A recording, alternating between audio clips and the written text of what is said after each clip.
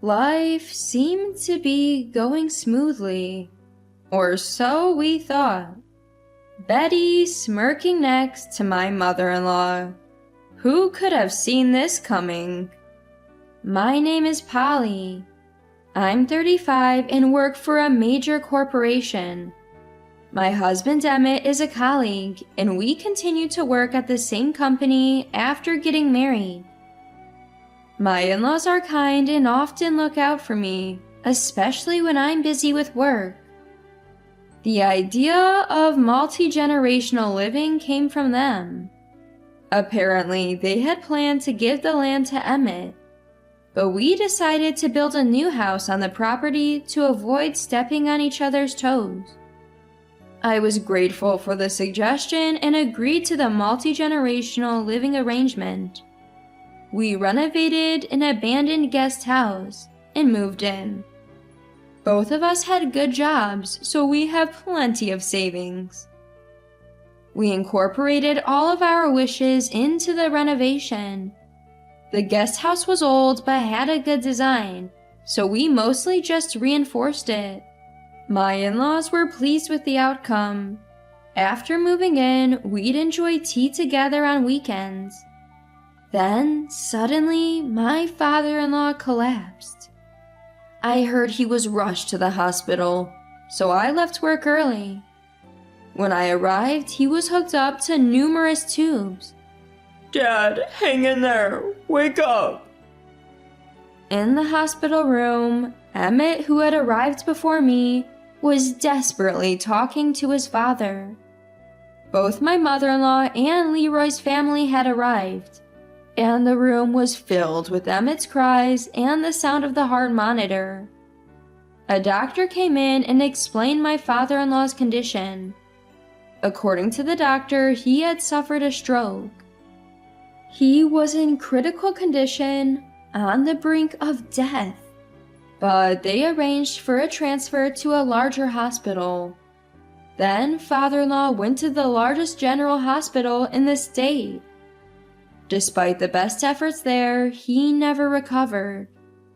My father-in-law passed away without ever waking up. The sight of Emmett and Leroy sobbing uncontrollably still haunts me. My mother-in-law, having lost her beloved husband, became increasingly reclusive. For about 6 months, Emmett and I increased our work-from-home days to be with her as much as possible. But she insisted she was fine, so we gradually returned to our regular work schedules. In contrast, Betty started visiting my in-laws' house more frequently. She and Leroy had gotten married suddenly a year before my father-in-law passed away. It was a whirlwind romance, leading to a quick marriage. After just 6 months of dating, Betty, who was only in her 2nd year of working, quit her job to become a housewife. My in-laws were thrilled about the birth of their grandchildren. They had prepared many gifts. Betty seemed pleased and would boast about it whenever we met at the main house. Emmett and I hadn't been blessed with children since our marriage, but we never felt pressured as we loved our jobs and had each other, and my in-laws never rushed us. Seeing this, Betty always seemed to smirk triumphantly. Moreover, it seemed that my father-in-law and Betty didn't get along. He was old-fashioned and often engaged in physical contact. It was usually innocent, like patting on the back or stroking the head, which I found comforting, but Betty seemed to feel differently.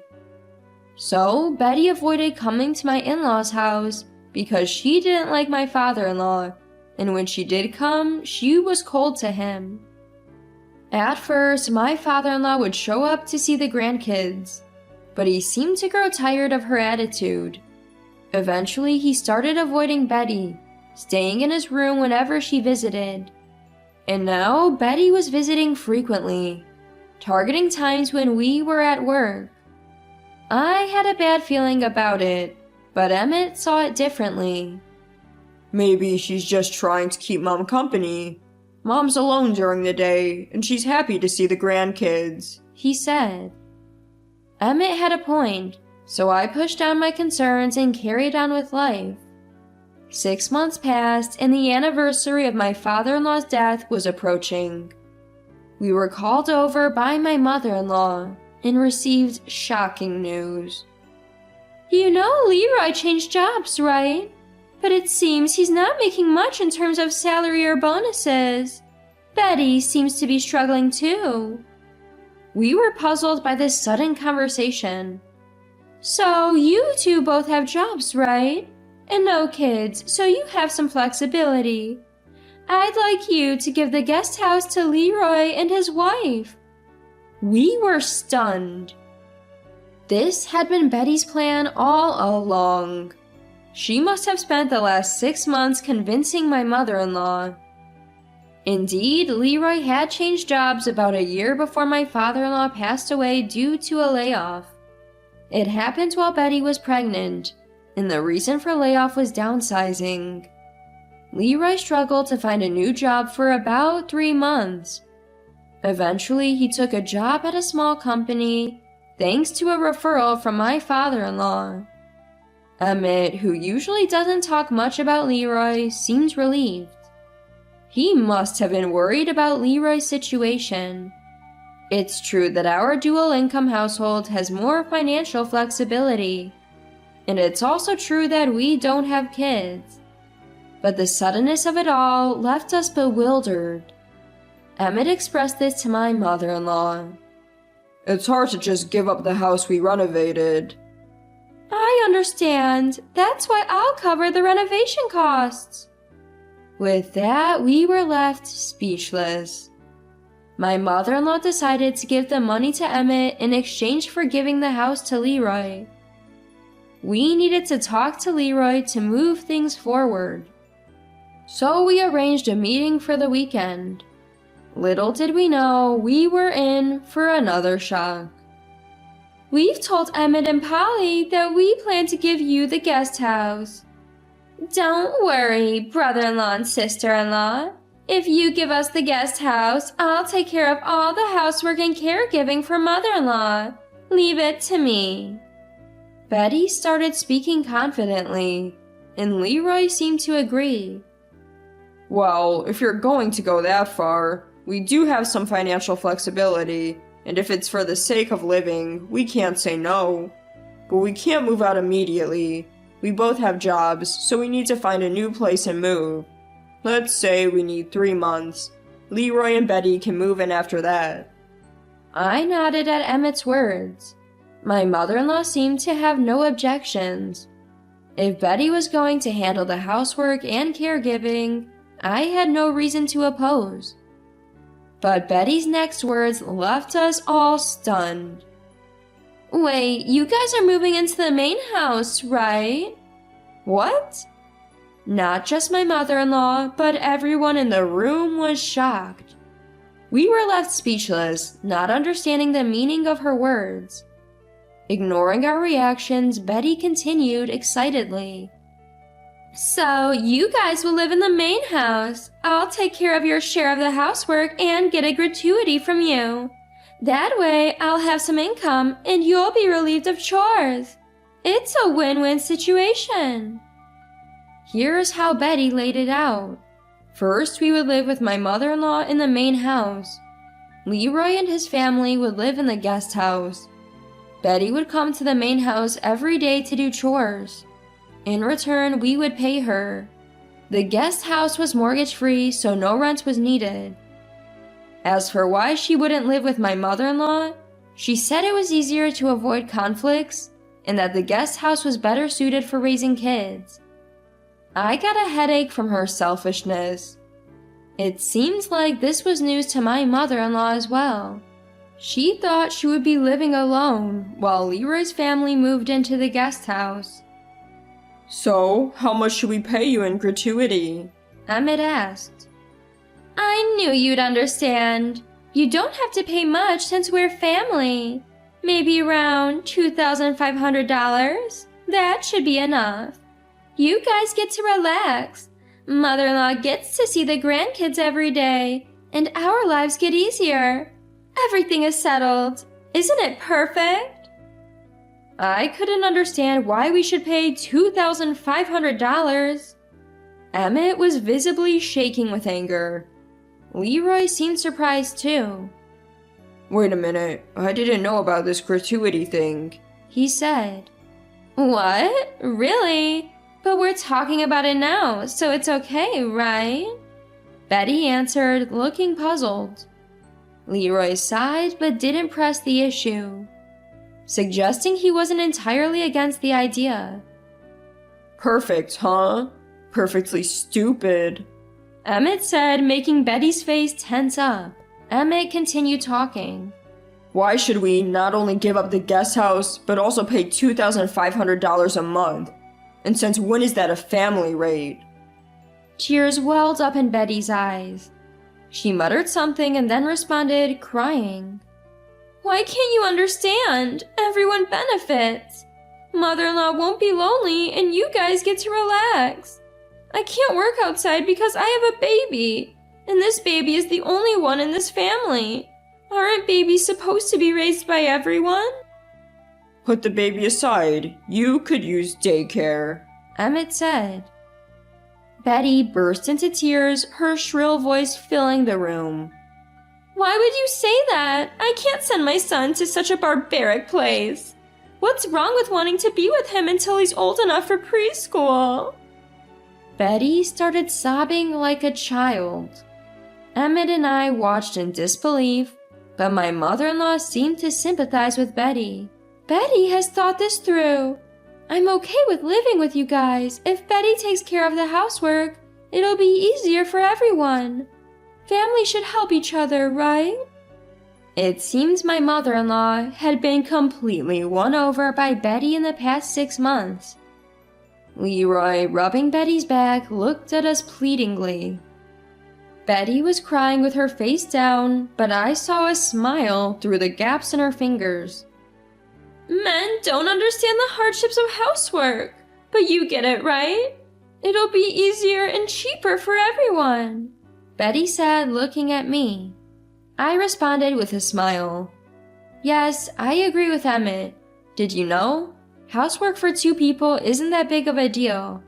And $2,500, no offense, but I don't think your housework is worth that much.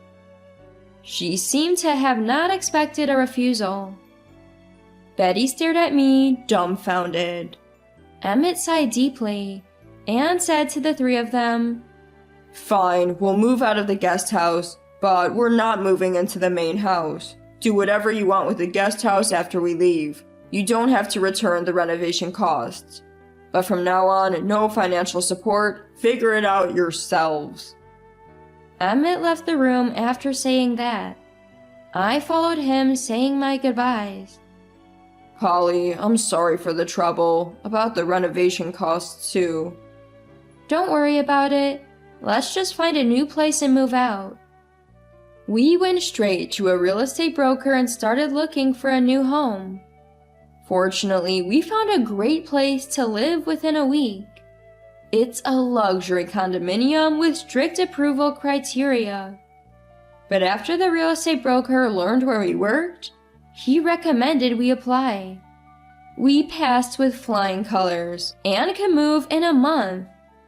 Leroy's family moved into the guest house after we left. But even with Leroy's income and mother-in-law's pension, they were struggling financially. As for Betty, she only did housework in the main house for about a month. After that, she left her child with someone else and went out, not even taking care of her own home. When we heard Betty's itemized $2,500 bill, by the way, we had a good laugh. $300 per person, multiplied by 6 family members equaled $1,800. Additional charges for non-food expenses. The remaining $700 was pure gratuity for Betty, basically her allowance. Why on earth would we need to pay Betty's allowance? Emmett and I looked at each other and laughed at her ridiculous itemization. We later heard that Betty used to be a plant on a dating app. She continued this even after marriage to make some extra money, but Leroy found out and suspected her of cheating, so she quit. Since then, Leroy has forbidden Betty from working. As a result, Betty has no pocket money. So Betty thought she could get gratuity from us. Her plans for the money? Teas, spa treatments, and buying brand name items. We were amazed at her vanity. Still, Leroy has no plans to divorce her. We decided that after moving, we would only visit for New Year's celebrations and father-in-law's death anniversary.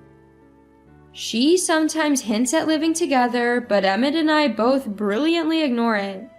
Mother-in-law doesn't push too hard, perhaps sensing the awkwardness. In our new home, we decided to upgrade all our appliances. Robot vacuum, washing machine with dryer, and AI-controlled devices. All these cost less than 6 months of Betty's proposed gratuity. Housework became much easier, and we enjoyed our time more. Soon after moving, I found out I was pregnant. We'll be a family of 3 next year. I plan to continue working. So, how do I know about their current situation? Simple. Betty calls us almost weekly, hoping for our sympathy, which we don't have. Still, Betty didn't hesitate to call me, and I answered in a cheerful voice. I cheerfully told her, "Our child is expected to be a girl, so she won't be a playmate for your son. Plus, we plan to send her to daycare. We're also budgeting for her education, so we can't help with your childcare. Please manage on your own." I hung up while Betty was still talking. She called back several times, but I ignored her. We haven't told Betty or mother-in-law, but we've moved a plane ride away. Emmett accepted a promotion at the headquarters that he had previously declined. I'm also transferring to a different department at the headquarters. I'm grateful that I can take maternity and parental leave. Mother-in-law and Betty probably think we moved nearby because we left a local condominium brochure at mother-in-law's house. I wonder how Betty will react when she finds out the truth. Unless we visit them, we won't have to deal with them anymore. I secretly look forward to seeing their faces the next time we visit. After sipping some decaffeinated tea, I deleted mother-in-law and Betty's contact information. From now on, we'll focus on our important family, doing our best in housework, childcare, and, of course, our jobs.